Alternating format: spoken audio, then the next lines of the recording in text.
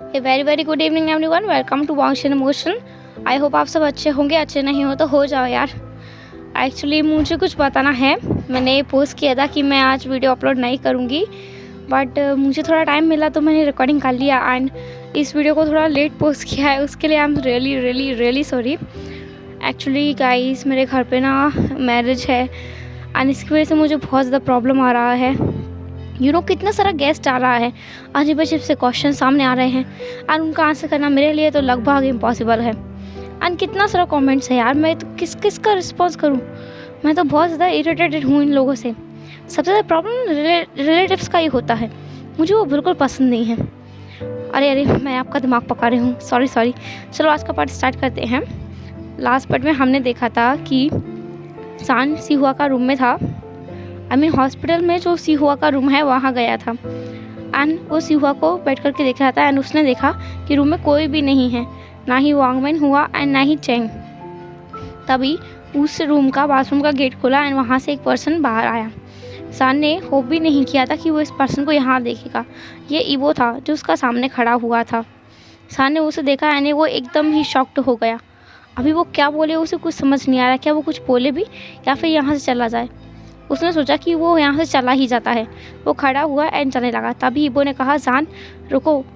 सान रुक गया। इबो ने कहा, तुम माँ से मिलने आए थे तो तुम उनसे मिलकर नहीं जाओगे? सान ने कहा, वो सो रही हैं। ये एकदम कोल्ड वॉइस में कहा था। इबो को ये वॉइस बिल्कुल पसंद नहीं है। वो चाहता है सान उससे पहले की तरह बात करे, एकदम लवली वॉइस में। इबो ने सान से कहा, लेकिन तुम मुझसे तो बात कर सकते हो ना? सान ने कहा, इसका ज़रूरत नहीं है एंड वो अगेन जाने लगा। अब इबो दौड़कर सान के सामने आ गया एंड उसने अपने हाथों को सान के सामने कर दिया एंड उसको रोकने के लिए उनको दोनों तरफ फैला दिया। एंड उसने सान से कहा, प्लीज़ अभी मत जाओ, मॉम का तबीयत सच में ख़राब है। रात को उनको दोबारा से हमें इमरजेंसी वार्ड में शिफ्ट करना पड़ा था एंड अभी कुछ टाइम पहले ही उनको यहाँ जनरल वार्ड में शिफ्ट किया गया है। ये बात सुनकर के सान को थोड़ा टेंशन हुआ। उसने पूछा, कब एंड मुझे क्यों नहीं पता? इबो ने कहा, तुम कहीं थे ही नहीं एंड हम लोगों ने तुम्हें ढूंढा भी था पर तुम कहीं मिले नहीं। सो हमने कुछ तुम्हें इन्फॉर्म नहीं किया एंड हमें लगा तुम सो गए होगे, तुम्हें भी आराम का ज़रूरत होगा, तो हमने कॉल भी नहीं किया। सान ने कुछ नहीं कहा। इबो ने कहा, मुझे लगता है तुम्हें उनसे एक बार मिल के जाना चाहिए। तुम जब तक के लिए अपना यहीं पे बैठ जाओ जब तक माँ को होश नहीं आता। सान ने बस नोट किया एंड वो साइड टेबल पे जाकर के बैठ गया। वो भी सान के पास आकर के बैठ गया। वो दोनों कुछ नहीं बोल रहे थे एंड सान को ये साइलेंट अच्छा लग रहा था। वो इस साइलेंस को एंजॉय कर रहा था। सान को याद आ रहा था कि पास में वो दोनों ऐसे ही साइलेंटली बैठे रहते थे एंड एक दूसरे का साइलेंस ही एंजॉय करते थे। उनका टाइम कितना अच्छा था, पर इबो का कुछ गलतियों ने उनका पूरा का पूरा हैप्पी लाइफ को बर्बाद कर दिया। सान अपना मन में सोच रहा था कि पहले सब कुछ कैसा था। यहाँ से थोड़ा सा फ्लैशबैक दिखाया गया है कि जब सान अपना घर वापस आया था फ्लैशबैक में पास में इबो के घर से, तो उनका दिन वैसा ही जा रहा था। वो लोग इंस्टीट्यूट में मिलते थे एंड प्रैक्टिस करते थे, बातें करते थे। उनका बॉन्डिंग बहुत ज़्यादा स्ट्रांग हो रहा था एंड लगभग 1 महीना बाद सान को एब्रॉड जाना था, फ्रांस पढ़ने के लिए। एंड उस दिन इबो बहुत ज़्यादा दुखी हो गया था एंड उसने सान से कहा था कि सान जल्दी वापस आए। बट इबो ने सान को रोकने के लिए एक बार भी ये नहीं कहा कि सान ना जाए। सान का मन में था कि अगर एक बार इबो बोल दे कि वो ना जाए तो वो नहीं जाएगा, बट इबो ने एक बार भी नहीं बोला। तो सान को जाना ही पड़ा। जब वो फ्रांस में गया तो उसे वहाँ पे कुछ और लोग मिला। उसे वहाँ शिफ्ट होने में लगभग 1 हफ्ते का टाइम लगा, फिक्स करने में सब कुछ कि उसे सब कुछ कैसे मैनेज करना चाहिए, क्योंकि उसके साथ में कोई भी नहीं गया था। वो वहाँ अकेला था, बिल्कुल अकेला। नया जगह और नए लोगों के बीच में वो अकेला पड़ गया था। बट ईवो उसके साथ था, कॉल पर ही सही, फ़ोन के द्वारा ही सही, बट ईवो उसके साथ था। उसे इस बात का खुशी था। इस टाइम तक तो सान को रियलाइज़ हो गया था कि वो ईवो को सिर्फ पसंद नहीं करता है, वो उससे प्यार करने लगा है एंड उसने सोचा था कि वो ईवो को ये बात बता देगा। 1 हफ्ते बाद वो अपना कॉलेज में गया, जहाँ पर वो सबसे पहले 2 लोगों से टकरा गया पहले ही दिन। एंड वो लोग वेंचिंग और वेनिंग थे जिनसे वो टकराया। उसको उन दोनों से अच्छा बॉन्डिंग हो गया एंड वो लोग दोस्त बन गए। ऐसे ही टाइम बीतता गया एंड एक दिन जब शान को यहाँ 2 महीना हो गया था फ्रांस में कॉलेज में पढ़ते हुए, एंड ईबो और शान का रिलेशन भी अच्छा हो गया था। इस टाइम में शान ने बहुत कोशिश किया ईबो को सब कुछ बताने का। उन दोनों ने नंबर एक्सचेंज कर लिया था, इसलिए वो लोग कनेक्शन में थे। एक दिन शान अपना कॉलेज के लिए आ रहा था, उसका ड्राइवर कहीं चला गया था, तो वो कार खुद ही ड्राइव कर रहा था, एंड अचानक से उसने किसी गाड़ी को ठोक दिया था, क्योंकि वो बहुत जल्दी में था। शान तो बहुत घबरा गया कि अब क्या होगा, क्या वो ये पर्सन उसको आके डांटेगा, एंड हो सकता है कि उसे जेल भी भेज दे, क्योंकि वो एक एक्सीडेंट कर दिया है। पर ये शान का ख्याली पुलाव था। शान कार से बाहर निकला, एंड जिस कार का उसने एक्सीडेंट किया था वो भी पर्सन बाहर निकला, एंड शान इस पर्सन को देखकर बिल्कुल ही शॉक्ड हो गया। वो इस पर्सन को जानता है। उसने कहा ईबो, एंड सामने वाले पर्सन ने बस कन्फ्यूजन में शान की तरफ देखा। उसने कहा एक्सक्यूज मी मिस्टर। शान ने कहा तुम ईबो तुम यहाँ मुझसे मिलने आए हो? आई एम सरप्राइज यार, मैंने कभी सोचा भी नहीं था तुम मुझसे मिलने यहाँ आ सकते हो। मैं बहुत खुश हूँ। शान दौड़कर गया एंड उसने उस पर्सन को हक कर लिया टाइटली। उस पर्सन ने शॉक्ड हो गया एंड उसने कोई रिएक्शन नहीं किया। शान उसे हक किए हुए था एंड उसने टाइटली हक करते हुए कहा ईबो मैं कितना खुश हूँ, मैं तुम्हें बता नहीं सकता, मैं कितना ज़्यादा खुश हूँ। थैंक यू सो मच तुम यहाँ आए। मैंने कभी सोचा भी नहीं था तुम मुझसे मिलने के लिए यहाँ आ सकते हो। मैं हमेशा सोचता था कि तुम एक दिन आओगे या फिर मैं वहाँ आ जाऊँ तुमसे मिलने के लिए। शान ये सब बहुत चेयरफुल वॉइस में बोल रहा था। उस पर्सन ने थोड़ा हेजिटेट किया, पर उसने शान को अपने से अलग किया एंड 2 कदम पीछे चला गया। शान को यह बिल्कुल अच्छा नहीं लगा। उस पर्सन ने कहा मुझे लगता है कि आपको कोई गलतफहमी हुआ है। मेरा नाम वांग जी है, लान वांग जी। शान ने कहा अच्छा तो मुझसे तुम प्रैंक कर रहे हो? मैं तुम्हें नहीं पहचानूंगा, मैं तुम्हें अच्छे से जानता हूँ, तुम ईबो हो। उस पर्सन ने कहा मुझे लगता है सच में आपको गलतफहमी हुआ है, मैं लानवांग जी हूँ। अगर आपको विश्वास ना हो तो आप मेरे भाई से बात कर सकते हो कॉल पर, वो आपको बता देंगे। शान ने कहा चैंग से? वो तो तुम्हारा ही साइड लेगा, तुम दोनों ने मिलकर प्लान किया होगा मुझे साथ प्लान करने के लिए, है ना? उस पर्सन ने कहा I am sorry sir, but ऐसा नहीं है। वो पर्सन बहुत पोलाइटली बात कर रहा था शान से। तभी शान ने देखा कि उस पर्सन जो वो उस गाड़ी से आया था, जिसको शान ईबो समझता है, ईबो का कार से कोई पर्सन निकला जो कि थोड़ा टॉल है ईबो से। उस पर्सन ने शान की तरफ देखा एंड वो एकदम ही शॉक्ड हो गया। उसका आंखें बड़ा एंड मुंह खुला हुआ था, एंड उसने वांग जी से कहा, जिसको शान ईबो समझता है, उससे कहा वांग जी ये तो। तभी ईबो ने कहा नहीं ब्रदर, ये वो नहीं है, हम गलत समझ रहे हैं, मैं उसे जानता हूँ, ये वो नहीं है। शान ने कहा क्या बोल रहे हो, मैं जान हूँ, हम दोनों तो दोस्त हैं ना, एंड अभी हम कुछ देर पहले बात ही कर रहे थे जब मैं कॉलेज के लिए निकलने वाला था, तभी सुबह के टाइम पे। वांग जी ने कहा मुझे लिटरली लगता है कि आपको गलतफहमी हुआ है, आप एक बार और कॉल कीजिए। शान ने हूँ कहा एंड उसने अपना फ़ोन को लिया एंड कॉल कर दिया। थोड़ा ही टाइम में किसी ने कॉल उठाया एंड उसने उधर से कहा हेलो। शान तो एकदम ही शॉक्ड था। ये पर्सन उसके सामने खड़ा है, जैसे वो ईबो बोल रहा था, एंड उसने उसे हक भी कर लिया, एंड अभी ईबो कहीं और से ही बोल रहा है। शान का तो शॉक में आवाज़ ही नहीं निकल रहा था।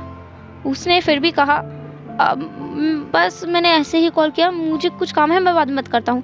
इतना बोल के उसने कॉल को कट कर दिया। एंड इधर ईबो, उसको तो कुछ समझ ही नहीं आ रहा। शान ने उसे कॉल किया एंड खुद ही काट दिया। उसने कहा शान का तो ऐसा ही है, वो शायद मस्ती कर रहा होगा। सो ईबो ने ज़्यादा ध्यान नहीं दिया। एंड इधर शान वो शॉक में वांग जी की तरफ देख रहा था, एंड उसने कहा आई एम सॉरी, मुझे सच में गलतफहमी हुआ, बट यू नो आप उससे बिल्कुल ही मिलते जुलते हो। उस पर्सन के चेहरे पर एक छोटा सा स्माइल आ गया एंड उसने कहा एंड तुम भी किसी से मिलते हो। वांग जी के पीछे जो पर्सन था, उससे वांग जी ने कहा है ना ब्रदर? ये लांगजन है, जिसने कहा हाँ ये बिल्कुल उसकी तरह है, पर ये वो नहीं है। ये कहते समय वो थोड़ा दुखी साउंड कर रहे थे। शान ने कहा आप लोग किसकी बात कर रहे हो?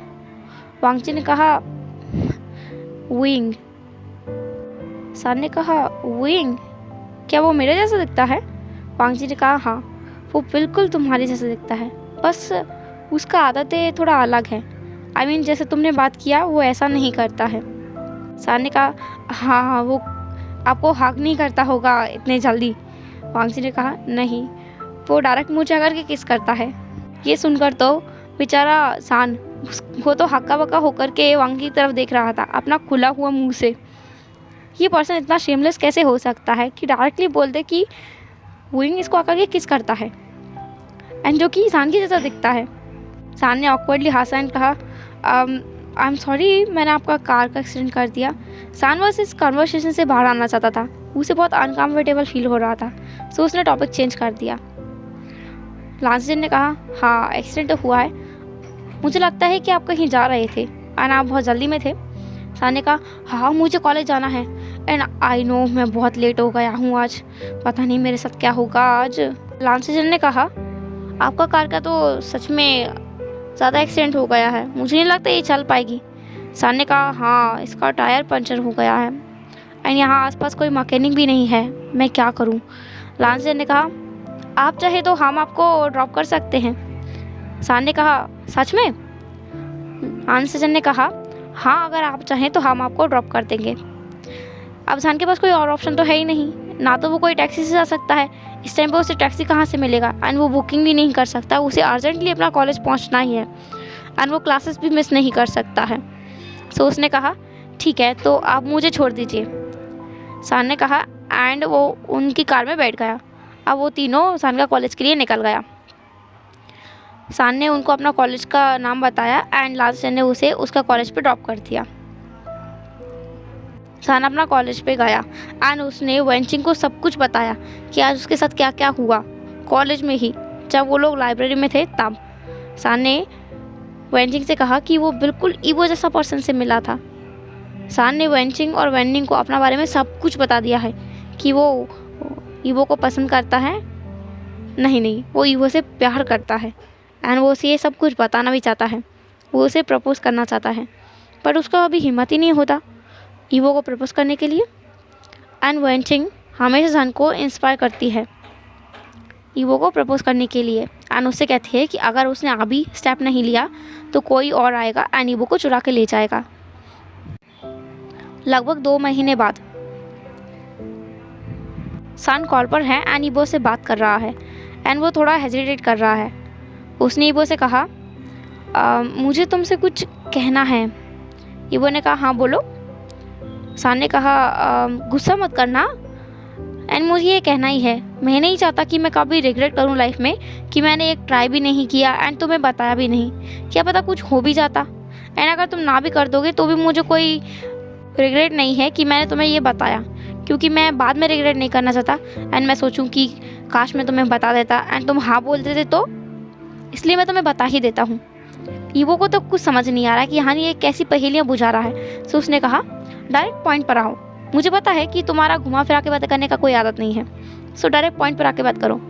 सान ने कहा, देखो, मैं पॉइंट पर ही आ रहा हूँ एंड इसके बाद हमारा फ्रेंडशिप नहीं टूटना चाहिए, हमारा फ्रेंडशिप ऐसा ही रहेगा, जस्ट मेरा फीलिंग्स की वजह से तुम कुछ हमारा फ्रेंडशिप तोड़ दो, ऐसा मत करना। ईवो ने कहा, मैं प्रॉमिस करता हूँ हमारा फ्रेंडशिप पे कोई भी असर नहीं आएगा, मुझे बताओ क्या बात है। ईवो को हिंट तो लग गया था कि सान अभी क्या बोलेगा, बट वो सान के मुंह से ही सुनना चाहता है। सान ने कहा, मुझे तुमसे कहना था कि I love you evo.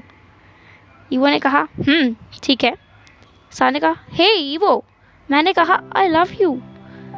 Evo ने कहा, हाँ, आई लव यू, हाँ, मुझे पता है you love me as a friend. सान ने कहा, नहीं, एज अ फ्रेंड नहीं, बल्कि उससे ज़्यादा। ईवो ने कहा, उससे ज़्यादा क्या? ईवो लिटरली सान का टांग खींचने की कोशिश कर रहा था, वो उसे परेशान करने का कोशिश कर रहा था एंड एक्सप्लेनेशन मांग रहा था। अब सान को समझ नहीं आ रहा है कि वो ईवो को कैसे एक्सप्लेन करे। सो उसने कहा, जैसे 2 बॉयफ्रेंड के बीच में होता है वैसा वाला। ईवो ने कहा, ओह, तो तुम मुझे रोमांटिकली पसंद करते हो। सान ने कहा, ईवो, तुम ऐसा नहीं बोल सकते।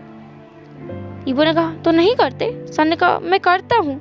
ईवो ने कहा, तो मैंने यही तो कहा था। सान ने कहा, हाँ, वैसे ही। तो अब क्या? ईवो ने कहा, अब क्या? सान ने कहा क्या तुम भी? ईवो ने कहा मैं भी क्या? सान ने कहा क्या तुम भी मुझे पसंद करते हो? ईवो ने कहा हाँ, वो तो मैंने तुम्हें पहले भी कहा था कि मैं तुम्हें पसंद करता हूँ।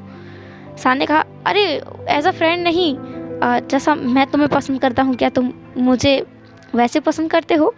ईवो ने कहा नहीं, मैं तुम्हें पसंद नहीं करता। सान बहुत ज़्यादा अपसेट हो गया एंड उसकी आंखों में आंसू का एक परत आ गया एंड उसका गला भी भर आया। वो रोना चाहता था। उसे पता है कि उसे ऐसा नहीं सोचना चाहिए, क्योंकि उसने पहले ही कह दिया था ईवो से कि ईवो का जो भी डिसीजन हो सान को मंजूर होगा, बस उनका फ्रेंडशिप नहीं टूटना चाहिए। एंड अभी ईवो उसे पसंद नहीं करता तो इसमें वो कुछ नहीं कर सकता। वो ईवो को फोर्स नहीं कर सकता कि वो सान को पसंद करे। सान ने कहा ठीक है, अगर तुम पसंद नहीं करते तो।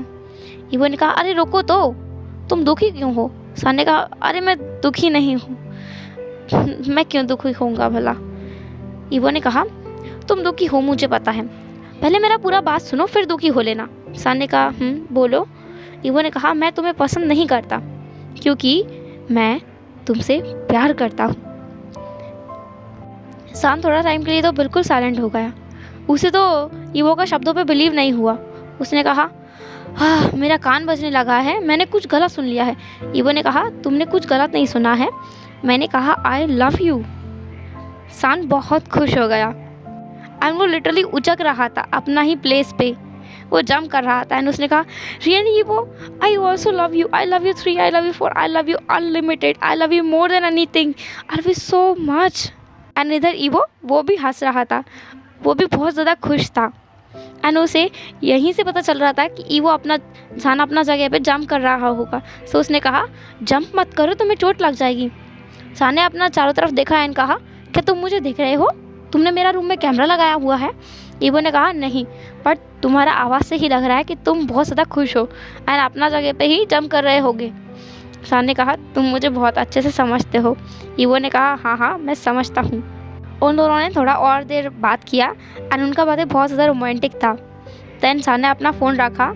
आज संडे है तो उसे आज कुछ काम नहीं है, तो उसने एंड उसका फ्रेंड्स ने आज डिसाइड किया था कि वो लोग आज शाम को पार्टी करेंगे। एंड सान रेडी हुआ शाम के टाइम के लिए एंड उसने वेंची को कॉल किया एंड कहा कि वो बार में आ जाए। वो तीनों बार में गए एंड एंजॉय करने लगे। वेंचिंग और विंग डांस कर रहा था एंड वेनिंग वहीं बैठा हुआ था। वेनिंग ड्रिंक नहीं कर रहा था, उसे ड्रिंक करना पसंद ही नहीं है। वेंचिंग तो थोड़ा बहुत ड्रिंक कर लेती है बट सान फुल ही टली हो जाता है एंड वेंचिंग को उसे घर ले जाना पड़ता है। आज भी ऐसा ही हो रहा था, सान ड्रिंक पे ड्रिंक किए ही जा रहा था एंड वो वेंचिंग को बोल रहा था कि ईवो ने उसे हाँ कर दिया है। ईवो भी उससे प्यार करता है एंड बहुत ज़्यादा करता है। वेंचिंग भी सान के लिए खुश था बट वेनिंग देख पा रहा था कि उसका सिस्टर थोड़ा अपसेट भी है। सब सान ड्रिंक कर रहा था उन दोनों से दूर, तब वेनिंग ने अपना सिस्टर से पूछा जी ये क्या हुआ? वेनिंग ने कहा कुछ तो नहीं, मैं तो बहुत खुश हूँ, वो इनको फाइनली अपना प्यार मिल ही गया। सॉरी, सान को अपना प्यार फाइनली मिल ही गया। वेनिंग ने कहा मैं इस बारे में बात नहीं कर रहा हूँ, मुझे पता है कि आप उसे पसंद करते हो। वेंचिंग एकदम शॉक्ड में अपना ब्रदर की तरफ देख रहा था और उसने कहा ऐसा कुछ नहीं है, वो बस मेरा एक अच्छा दोस्त है। वेनिंग ने कहा क्या आप मुझसे झूठ बोल सकते हो? आपको अच्छे से पता है, ना तो आप मुझसे झूठ बोल सकते हो ना ही मैं आपसे झूठ बोल सकता हूँ, क्योंकि हम एक दूसरे को बहुत अच्छे से समझते हैं, है ना? वेंचिंग ने अपना ब्रदर को हक कर लिया एंड कहा हाँ आनिंग, तुम मुझे समझते हो एंड मैं उसे बहुत पसंद भी करती हूँ, पर कुछ लोग हमारा किस्मत में नहीं होता है। हम अगर किसी से सच्चा प्यार करते हैं तो हमें उसका खुशी में खुश होना चाहिए एंड मैं सान का खुशी में खुश हूँ। जब तक वो खुश है, चाहे वो किसी के साथ भी क्यों ना हो, वो ईवो के साथ हो या किसी और के साथ भी क्यों ना हो, अगर वो खुश है तो मैं भी खुश हूँ। वैनी ने कहा मैं भी उसके लिए खुश हूँ। उन दोनों ने सान के ऊपर ध्यान नहीं दिया एंड जब उन्होंने सान की तरफ देखा, सान वहाँ नहीं था। उन दोनों ने सब जगह ढूंढा, पूरा बार देख लिया, पर उनको सान कहीं नहीं मिला। उन्होंने सान का फ़ोन भी ट्राई किया बट सान का फ़ोन बंद आ रहा था एंड वो दोनों बहुत ज़्यादा परेशान हो गए थे। उन दोनों ने सोचा कि उन दोनों ने घर जाना चाहिए, शायद सान वहाँ चला गया हो। वो लोग जान का घर पे गए, बट सान अपना घर में नहीं था। अब वो और ज़्यादा टेंस्ड हो गए कि सान आखिर कहाँ गया। उन्होंने सोचा शायद सान बाथरूम में रह गया हो बार का, उन्होंने वहाँ तो चेक किया ही नहीं था। तो वो दो वापस बार में गए और उन्होंने वहाँ का सारा बाथरूम चेक किया, बट सान वहाँ भी नहीं था। उन्होंने वहाँ का ओनर से पूछा और उन दोनों ने सान का फ़ोटो भी ओनर को दिखाया। वहाँ का एक वेटर था जिसने उस फोटो को देखा और कहा, अरे ये इनको मैंने देखा था। वैनचिंग ने कहा, तुमने देखा था? ये कहाँ गया? क्या ये अकेला गया है? उस वेटर ने कहा, नहीं, ये अकेले नहीं थे, इनके साथ में एक और पर्सन था जो इन्हें कैरी करके लेके गया। एक्चुअली ये बेहोश हो गए थे, सो वो पर्सन लेके गया और उनके साथ में एक और पर्सन था। मतलब वो 2 लोग थे जो इनको अपने साथ लेके गया। एंड वैनचिंग तो बहुत ज़्यादा परेशान हो गया कि आखिर जान को क्या हुआ। वो जान को सब जगह ढूंढ रहा था। उन्होंने रात भर जान को ढूंढा, आसपास बहुत जगह। एंड उस बार में भी तहलका मच गया कि उनका बार से कोई गायब हो गया है या फिर किडनैप हो गया है। उन्होंने पुलिस कंप्लेंट भी किया। पुलिस भी उन लोगों को ढूंढ रहा था कि आखिर जान कहाँ गया। एंड इधर जान, जब वैनिंग और वैनचिंग एक दूसरे को हक करके बातें कर रहे थे, तब जान पूरी तरह से टल्ली हो गया था एंड बेहोश हो गया था। एंड वो गिरने ही वाला था, तभी किसी ने उसे थाम लिया। ये वांगजी था। वांगजी के साथ में लांसीजन भी था और लांसीजन के साथ में उसका पार्टनर था मेंग्याओ। वो दोनों बॉयफ्रेंड्स हैं। मेंग्याओ ने वांगजी को देखा एंड कहा, ये कौन है? और जब मेंग्याओ ने जान का चेहरा देखा तो उसने तुरंत कहा, हुइंग? बट ये तो, तभी लांसीजन ने कहा, हाँ, बट ये हुइंग नहीं है, ये जान है। हमने बताया था ना, हमें रोड पे किसी ने एक्सीडेंट हो गया था, ये वही है। मेंग्याओ ने कहा, ओह, तो ये जान है। वांगजी ने जान को कैरी कर लिया। तभी लांसीजन ने कहा, वांगजी तुम ये क्या कर रहे हो? हमें लगता है कि हमें ढूंढना चाहिए कि इसके साथ में कोई और है या नहीं। वो लोग काउंटर पे गए एंड उन्होंने चेक किया। उन्होंने जान का नाम लिया एंड बोला कि क्या ये पर्सन किसी के साथ में आया है, बट काउंटर पे किसी को कुछ पता ही नहीं था। उन्होंने मना कर दिया। अब वांगजी और लांसीजन के पास कोई ऑप्शन नहीं है। मेंग्याओ अपना घर चला गया था क्योंकि उसे थोड़ा काम था।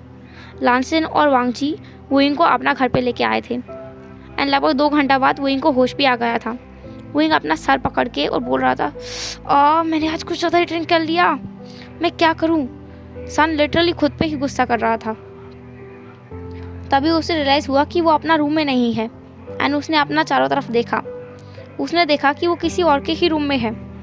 एंड जब उसने सामने देखा तो वो एकदम ही शॉक में था थोड़ा देर के लिए। तब उसे समझ में आया कि ये कौन है। उसने कहा, वांगजी। वांगजी ने सान को देखा एंड कहा, तुम उठ गए? सान ने हाँ कहा। सान चारों तरफ देख रहा था एंड उसने बेड टेबल के साइड में देखा कि एक फ़ोटो रखा हुआ है। सान उस फोटो को देखकर बिल्कुल ही शॉक्ड हो गया। उसने देखा कि उसमें वांगजी है एंड वांगजी के साथ में जान खड़ा हुआ है। जान के जैसे ही दिखने वाला पर्सन खड़ा हुआ है। सान ने कहा, ये कौन है? ये तो बिल्कुल मेरे जैसा दिखता है। वांगजी ने कहा, ये वुइंग है। वांगजी ने उस फोटो को उठाया एंड उसके ऊपर अपना हाथ घुमाने लगा एंड वो स्माइल कर रहा था। स्माइल करते हुए वो उस फोटो को देख रहा था एंड जान से बोल रहा था कि ये वुइंग है, उसका वुइंग। जान ने एक स्माइल किया एंड कहा, तुम्हारा वुइंग? ये तो बिल्कुल मेरे जैसा दिखता है। अब मुझे समझ आया कि उस दिन तुम मुझे देखकर शॉक क्यों हो गए थे। तुमने मुझे यही समझ लिया था, है ना? वांगजी ने कहा, हाँ, मैंने तुम्हें वुइंग समझ लिया था।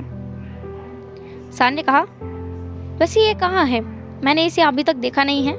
मैं तुमसे दूसरी बार मिल रहा हूँ एंड एक बार भी तुम इसके साथ नहीं देखे मुझे।